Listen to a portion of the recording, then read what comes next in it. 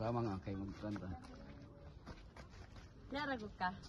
Kay kwanta kag panorama. Sige, sige. Kasi mo sa. Tanggal na ako. Sige. Ipanorami ko yan.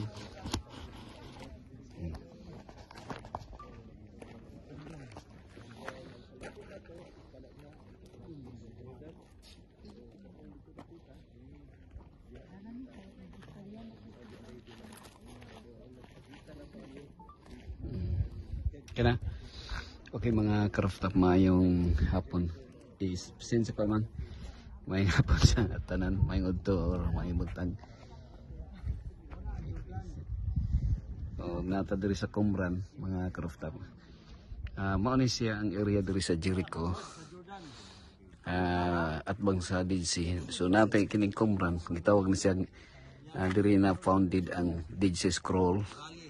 Accidentally na founded by the Bedouin tribe Bedouin shepherd. So that's why sila God has purpose and use the Bedouin shepherd to discover the Dead Sea Scroll, no? So until that time sila mga ka-rooftop, no? Ang usap ka Bedouin is also a wise man nga niadto siya dito sa Jerusalem. O yan report ni siya nga is a treasure nga ang the person nga iya hading na approach is also an archaeologist.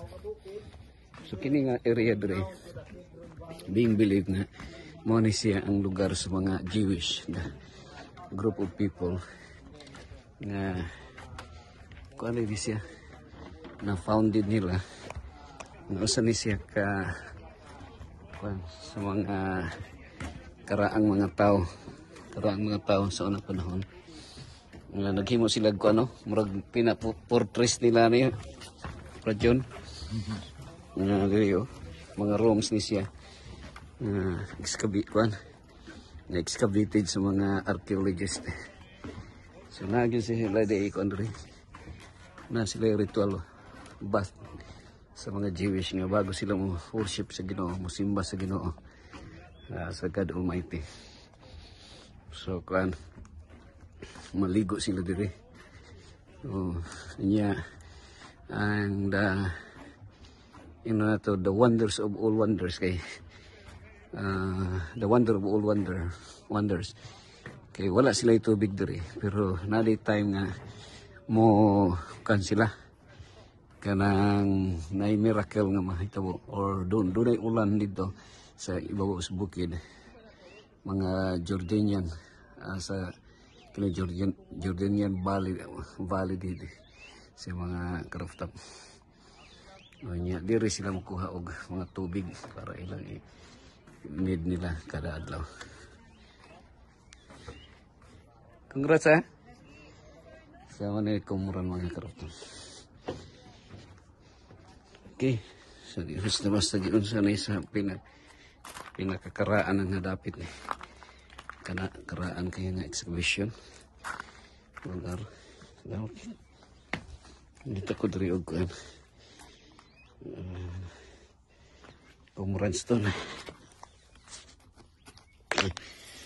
Kunit ko diri kung Qumran stone ka-rooftop. So giunahan ni sila wonder kay giun sa ninis sila pagkuan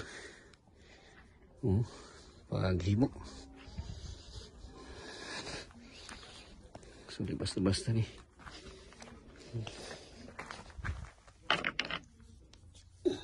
Qumran stone dito na.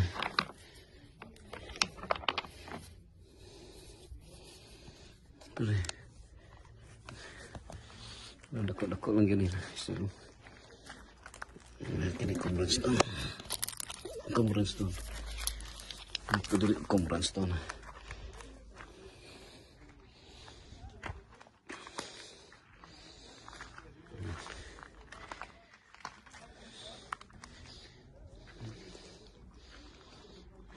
Grabe ng excavation.